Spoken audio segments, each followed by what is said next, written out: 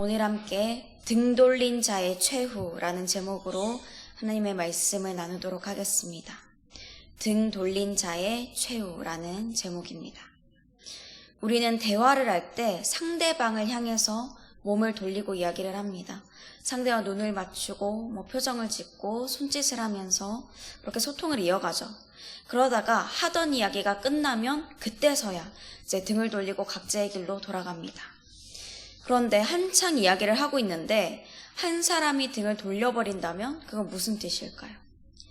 더 이상 네가 하는 얘기에 동의하지 않겠다, 듣지 않겠다, 아니면 이제 여기까지만 대화를 하겠다 라는 그런 비언어적인 표현이죠. 그때 대화는 끝납니다.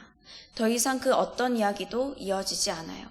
들을 리가 듣지 않겠다, 아니면 이제 대화를 끝내겠다 라고 하는 거니까요. 오늘 본문에서도 등을 돌린 한 사람의 이야기가 소개됩니다. 하나님으로부터 등을 돌린 여로보암이죠. 그 등 돌린 자, 더 정확하게 말하면 그 배반한 자의 최후가 무엇인지 본문의 말씀을 통해서 함께 나눠보겠습니다. 여로보암은 북이스라엘의 왕으로 부르심을 받았습니다. 본래 여로보암은 왕족이 아니에요. 왕이 될 만한 자격을 갖추거나 그런 지위에 있던 사람이 아니었습니다.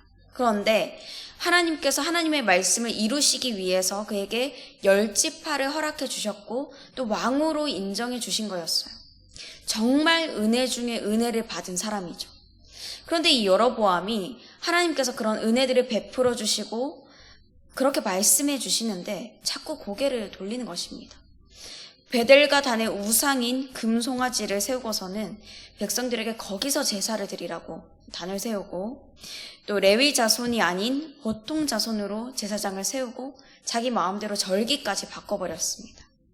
이 일로 하나님께서 하나님의 사람을 통해서 여로보암에게 경고의 메시지를 주셨어요. 그리고 늙은 선지자의 입을 통해서 여로보암의 집이 땅 위에서 끊어져서 멸망하게 될 거다, 이렇게 말씀을 주셨습니다. 그런 일이 있은 후 이제 1절이죠. 그때에 여로보암의 아들인 아비야가 병이 듭니다. 여로보암이 자신의 힘으로 어떻게 할 수 없는 그런 상황 가운데 부딪혔어요. 그때 이 여로보암이 해야 될 것은 하나님께로 돌아오는 거죠. 그동안 하나님께로부터 고개를 돌리고 자신의 마음대로 행동했던 그 죄악들, 백성들이 잘못된 예배를 드리도록 이끌었던 그 모든 것들을 회개해야 됩니다. 어쩌면 이게 하나님께서 주시는 마지막 기회일 수 있잖아요. 그럼 그 기회를 잡아야죠. 이 전지전능하셔서 치유하시고 회복시켜 주시는 하나님께 나아가서 자신의 죄악을 깨끗이 씻음 받아야죠. 그런데 여로보암이 그때 떠올린 이는 하나님이 아니라 선지자 아이야였습니다. 이 아이야는 하나님께서 이스라엘 10지파를 여로보암의 손에 주시겠다고 한 그 예언을 전했던 선지자였어요. 솔로몬이 우상을 섬기고 다윗의 길, 이 하나님의 길로 향하지 않아서 이런 일이 있겠지만 반대로 그와 같은 일을 따르지 않고 다윗과 같이 순종해서 율례와 명령을 그대로 행하면 하나님께서 견고한 집을 세우시고 이스라엘을 주실 거다, 이렇게 얘기한 거를 전한 거예요. 근데 여로보암이 그때를 생각하면서 우상을 섬기면 안 된다, 솔로몬이 간 그 잘못된 길을 따르면 안 된다, 이거를 떠올려야 되는데 그런 하나님의 말씀은 다 잊어버리고 정작 그 은혜를 베풀어 주신 하나님은 또 다 잊어버리고 나에게 왕이 된다는 좋은 이야기를 해준 사람, 그 사람만 떠올리는 것입니다. 그러니까 회개는 하지 않고 또 죄를 지어요. 자신만 아니라 아내가 거짓말을 하게 하는 거예요. 자기 아내, 그러니까 왕비죠. 그 왕비에게 말하기를 변장을 해서 내 아내인지 모르게 하고 실로 사람 아이야를 찾아가라. 갈 때 떡 10개랑 과자랑 꿀 1병 이렇게 가지고 가서 병든 우리 아이가 어떻게 되는지 물어봐라, 이렇게 하는 거예요. 왜 여로보암이 아내에게 변장을 하고 가라고 했을까요? 이 북이스라엘 백성들에게는 너희 남유다에 안 가도 된다, 그냥 베델과 단에 여기서 예배 드려라, 이렇게 했으면서 남유다로 가지 말라고 했으면서 정작 자신은 선지자 아이야의 이야기를 듣기 위해서 아내를 지금 실로로 보내는 거예요. 실로가 남유다에 있습니다. 거기로 보내는 거죠. 그게 모순된 일인 거를 알고 있는 거예요. 북이스라엘 백성들이 볼 때 왕비가 원수에 가까운 남유다로 갔다? 근데 그거를 왕이 명령했다? 이걸 알면 굉장히 큰일이 나는 거죠. 그러니까 변장을 시킨 거예요. 그리고서는 아내가 떡이나 과자 이런 것들을 가져가면은 선지자 아이야가 좋은 말을 해주겠지. 지금 내가 이렇게 어쩔 수 없이 거짓된 행동을 하지만 예전에는 나한테 좋은 말을 해줬던 사람이니까 이번에도 좋게 말해주겠지. 그런 말도 안 되는 생각을 한 것입니다. 이 생각에 동의한 여로보암의 아내가 일어나서 변장을 하고 실로의 선지자 아이야를 찾아가요. 거짓말에 동의했고 죄를 지어버렸죠. 이것이 하나님께로부터 등을 돌린 사람에 대한 첫 번째 주제입니다. 자신과 가까운 사람이 죄를 짓게 만듭니다. 자신과 가까운 사람이 죄를 짓게 만듭니다. 하나님을 보지 않는 사람은요, 이렇게 자신이 가까운 사람에게 죄를 짓게 만드는 거예요. 이런 상황 속에서 4절 말씀해 보니까 아이야가 나이가 많아서 눈이 어두워 보지 못했다라고 합니다. 그러면 여로보암의 아내가 변장하고 왔을 때 눈이 잘 보이지 않으니까 아이야가 잘 못 알아봤겠다, 알아채지 못하겠다라고 생각할 수도 있겠죠. 그러나 5절에서 말씀합니다. 여호와께서 아이야에게 이르시되 여로보암의 아내가 자기 아들이 병들었으므로 내게 물으러 오나니 너는 이러이러하게 대답하라. 그가 들어올 때에 다른 사람인 채 함이니라. 하나님께서 아이야에게 미리 말씀해 주셨어요. 변장한다고 어떻게 하나님을 속일 수 있겠습니까? 또 하나님의 선지자를 속일 수 있겠어요. 하지만 이 어리석은 여로보암은 그 당연한 것을 몰랐던 것입니다. 이 죄악이, 이 거짓말이 다 감춰질 수 있을 거라고 생각한 거예요. 그러니까 나도 죄를 범하고 나의 가장 가까운 사람, 아내, 또 나아가서는 우리로 적용해 볼 때 친구, 이웃도 죄를 짓게 할 수 있는 것입니다. 괜찮아, 아무도 모를 거야 라고 안심시키지만 전혀 괜찮지 않죠. 하나님은 다 아십니다. 하나님은 모든 것을 다 보고 계시고 하나님의 사람들을 통해서 말씀하시고 또 죄에 대해서 반드시 값을 치르게 하세요. 거룩하신 또한 정의와 공의의 하나님이시기 때문입니다. 죄를 보시고도 그냥 넘어가시면 그건 거룩하신 하나님이 아니십니다. 그래서 하나님께서는 하나님의 사람들을 통해서 전해져야 할 심판의 메시지를 반드시 또 정확하게 전하게 하십니다. 하나님께로부터 등 돌린 자에 대한 두 번째 주제입니다. 이루어질 심판의 메시지가 정확하게 내려집니다. 이루어질 심판의 메시지가 정확하게 내려집니다. 그대로 전달되는 거예요. 아주 구체적으로 정확하게 전달되죠. 여로보암의 이 아내가 아이야의 집에 들어오니까 아이야가 그 발소리를 듣고 딱 알았어요. 왜 다른 사람인 채 하느냐라고 얘기합니다. 왜냐하면 이미 하나님께서 그에게 말씀하셨기 때문이죠. 그리고는 바로 하나님의 심판의 메시지를 전합니다. 지금 여로보암의 아내가 들어와서 앉지도 않았어요. 그냥 서 있는 그 상태인데 바로 막 전하는 거예요. 6절 하반절 말씀에서 내가 명령을 받아 흉한 일을 내게 전하리니 이렇게 시작해서 16절 말씀까지 끊이지 않고 계속 이야기를 전합니다. 그 내용을 보면은 단지 여로보암의 이 아들인 아비야가 죽느냐 사느냐 이걸 말하는 게 아니라 여로보암의 가문에 대해서 그리고 그들이 몰락할 것에 대해서 말씀을 합니다.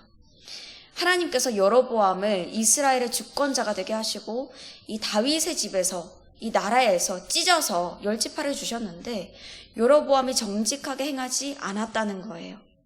오히려 이전 사람들보다도 더 악을 행해서 다른 신과 우상을 만들었다라고 하는 거죠. 그러니까 하나님이 은혜를 베풀어 주셨는데 그거를 저버렸다는 거예요. 9절 말씀입니다. 내 이전 사람들보다도 더 악을 행하고 가서 너를 위하여 다른 신을 만들며 우상을 부어 만들어 나를 노엽게 하고 나를 내 등 뒤에 버렸도다. 하나님께서는 계속 여로보암을 향해 계셨는데 경고의 메시지도 주시고 돌아오라고 계속 하셨는데 여로보암이 등을 돌린 거죠. 그 약속의 말씀을 외면하고 하나님을 배반한 것입니다. 10절 말씀. 그러므로 그렇기 때문에 하나님이 여로보암에게 속한 남자들을 거름더미처럼, 이 거름더미가 쓰레기입니다. 쓰레기를 쓸어버림처럼 다 쓸어버리실 거라고 말씀해요. 11절에서는 더 적나라하게 그 재앙이 드러나죠. 그들이 죽은 것을 개가 먹고 들에서 죽은 것을 공중의 새가 먹을 거라고 이렇게까지 말씀하셨습니다. 또 여로보암이 아내에게 집으로 돌아가라고 하면서 그의 발이 성읍으로 들어갈 때 아이가 죽을 거라고 하셨어요. 다만 그 아이 아비야는 하나님을 향해서 선한 뜻을 품었기 때문에 유일하게 그 아이만 묘실에 들어갈 거다라고 하셨습니다. 이후에는 하나님께서 북이스라엘의 다른 왕을 일으키시고 이스라엘을 쳐서 결국에는 다른 나라로 다 흩어버리실 거다라는 이야기를 말씀합니다. 그 이유를 아이야를 통해서 다시 한 번 더 정확하게 말씀해 주세요.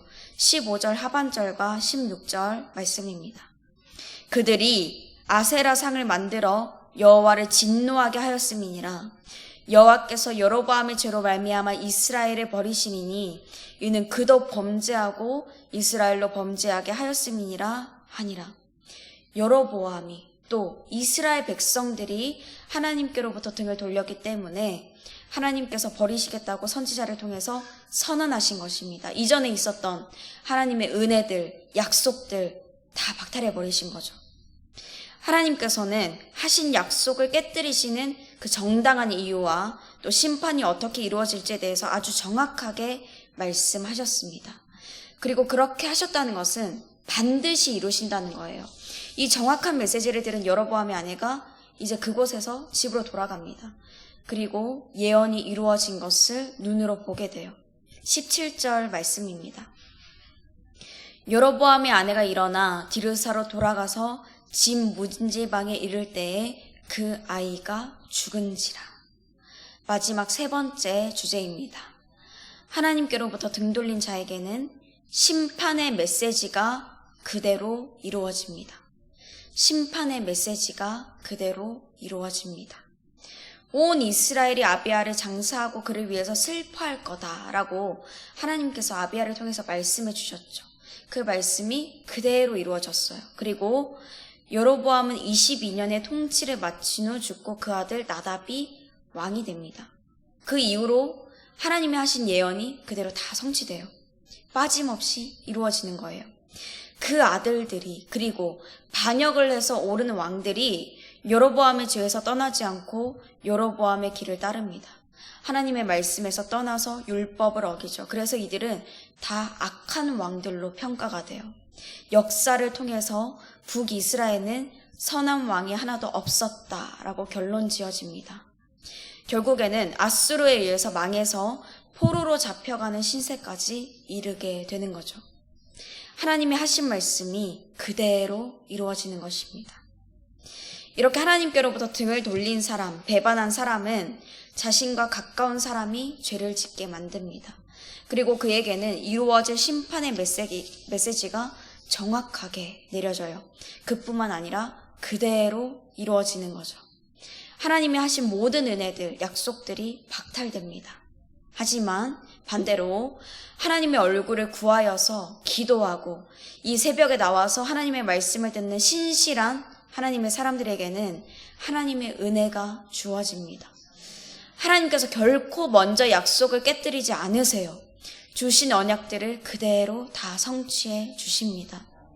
그렇기 때문에 여로보암의 길로 갔을 때 내 가까운 사람들이 죄를 짓게 만들 수가 있구나. 내가 그런 사람이 될 수가 있구나. 이루어질 심판의 메시지가 나에게 내려질 수 있고 그게 그대로 이루어질 수 있구나. 그것을 잘 알아서 이 길로 가지 않는 우리가 되기를 소망합니다. 다윗의 길, 하나님의 길로 향해 가서 오늘도 내일도 하나님의 이 사랑과 은혜를 충만히 누리시는 저와 여러분이 되시기를 주님의 이름으로 축복합니다. 우리 말씀을 같이 생각하시면서 찬송가 322장 함께 부르시겠습니다.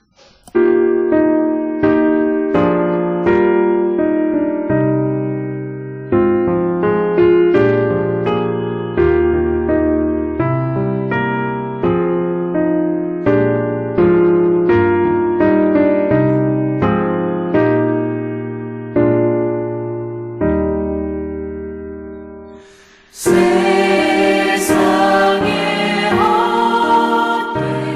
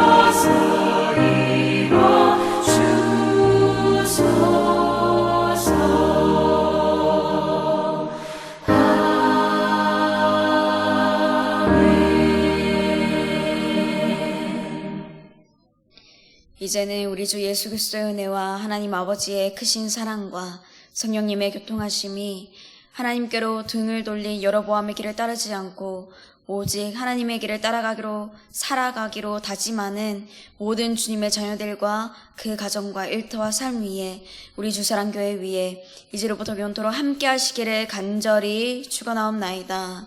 아멘.